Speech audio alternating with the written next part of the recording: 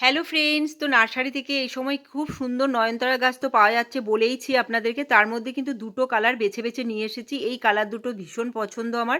তো আমি যেভাবে এবার বসাবো সেটা হচ্ছে জলে ভিজিয়ে একদম মাটি ছাড়িয়ে বসাবো। তার আগে দেখুন মাটিটার মধ্যে আমি ভার্মিকম্পোস্ট, শুকনো সর্ষের খোল আর একটু ডিএপির দানা, তার সাথে বালি দিয়ে মাটিটাকে একদম সুন্দর করে রেডি করে দুটো টবের মধ্যে ভরে নিলাম, কারণ দুটো গাছ এনেছি, তাই দুটো টবে আমার লাগবে। তারপর এবার দেখুন এখানে আমি জলের মধ্যে যে গাছটা ভিজিয়ে রেখেছি, এবার কি করব দেখুন, প্যাকেটটা তো ছাড়াবোই, খুব সুন্দর করে তাড়াতাড়ি ছেড়ে গেল। তার সাথে সাথে এবার মাটিটাও একদম ছাড়িয়ে নেব, খালি যেন শিকড়গুলো থাকে। না হলে কি হয়, খুব তাড়াতাড়ি গাছের মধ্যে ফাঙ্গাস লেগে যায় নয়নতারা গাছে, কারণ এই মাটিগুলোর জন্য। এই মাটিটার মধ্যে এমনিতেই ফাঙ্গাস ধরে আছে, সবুজ রঙের মাটিটা হয়ে আছে। সমস্ত মাটি ছাড়িয়ে তারপর দেখুন টবের মধ্যে আমি বসিয়ে দিয়ে আবার যেই মাটিটা মিক্সিং করেছিলাম সেই মাটিটা দিয়ে দিলাম। দিয়ে ভালো করে কি করলাম, চেপে চেপে দিলাম। তারপরে কিন্তু জল অবশ্য করে দিতে হবে, 15 দিন পর অন্য খাবার দেবো।